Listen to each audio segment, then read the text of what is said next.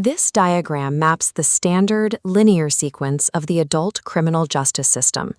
Once an individual enters this pipeline, the procedural momentum pulls them sequentially from arrest to prosecution to trial and inevitably to incarceration. Republic Act 9344, the Juvenile Justice and Welfare Act of 2006, dismantles this linear track for minors. As the flowchart shifts into a complex decision tree, it replaces the straight line to prison with a series of deliberate statutory off-ramps. The subject navigating this new matrix is legally defined as a child in conflict with the law, or CICL. This classification applies to anyone under 18 accused or adjudged as having committed an offense under Philippine law. The governing principle of this law is restorative justice. Instead of retribution, the statutory objective is to repair the harm caused to the victim and reintegrate the offending minor back into the community as a functioning individual. We are going to trace the exact procedural flow of a child in conflict with the law, from the moment of initial contact to the final disposition of their case. In this video, we will examine the specific legal variables that route a child away from a prison cell. RA 9344 operates as a hard-coded procedural filter. It physically and legally blocks the path to traditional jail. Look at the top of our matrix. The process begins here, at a node the law designates as initial contact. This contact is initiated by law enforcement officers or barangay officials. Upon apprehending a minor, the law imposes strict operational constraints on their authority. Section 21 dictates exactly how this apprehension must be handled. Officers must present proper identification and explain the situation in a dialect the child understands. They are explicitly prohibited from using vulgar language, displaying firearms, or utilizing handcuffs unless all other methods of control have failed. Immediately following custody, the child cannot be locked in a detention cell. They must be taken to a health officer for a thorough physical and mental examination, the results of which are kept strictly confidential. Then the system enforces the 8-hour rule. Within 8 hours of apprehension, law enforcement must surrender custody of the child to the local Social Welfare and Development Office, or an accredited NGO. By setting a strict countdown, the law forces a rapid custodial transfer, stripping law enforcement of punitive leverage over the minor almost immediately. This flowchart branches at the age threshold. The exact age splits the matrix into two distinct legal realities. For children 15 and under, the path stops here. Granted absolute exemption from criminal liability, they are routed entirely out of the justice system and into a civil intervention program. If the child's parents refuse to comply with this intervention, or if the child is found to be abused or neglected, the Social Welfare Office files a petition for involuntary commitment under the Child and Youth Welfare Code.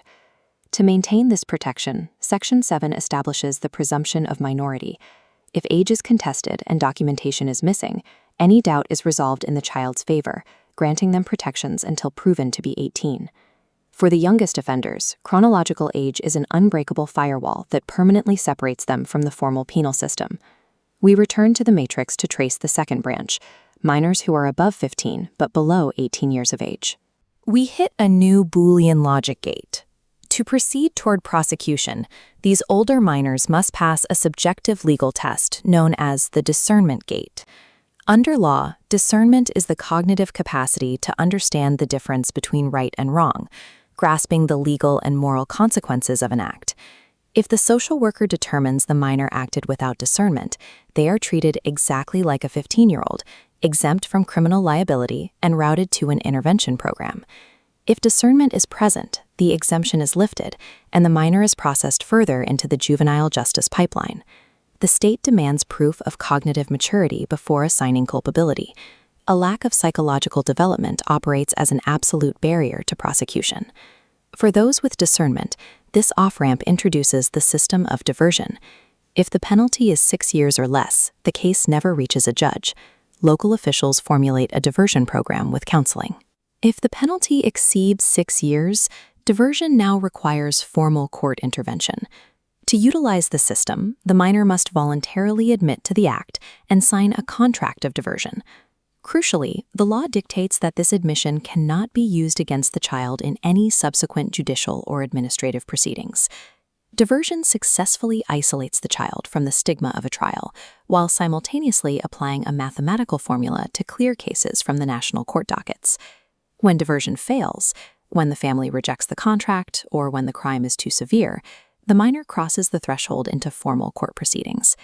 Even here, the matrix actively resists incarceration. Institutional detention pending trial is legally mandated strictly as a measure of last resort. The court must prioritize release on bail, release on recognition, or placement in a local youth detention home separate from adult offenders. If the child is found guilty at trial, Section 38 triggers the automatic suspension of sentence. The judge ascertains civil liability but does not pronounce a conviction.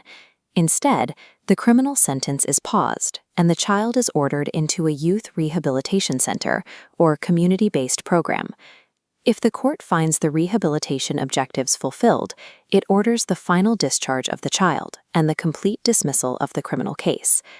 At the very end of the judicial pipeline, the system intercepts a guilty verdict and converts it into a mandate for rehabilitation. In this matrix, variables like age and discernment operate as mechanical switches, routing the minor out of the penal system.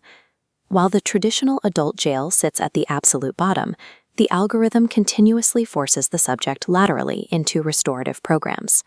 To maintain this structure, the law established the Juvenile Justice and Welfare Council, an oversight body attached to the Department of Justice, ensuring these pathways remain operational across national and local government units.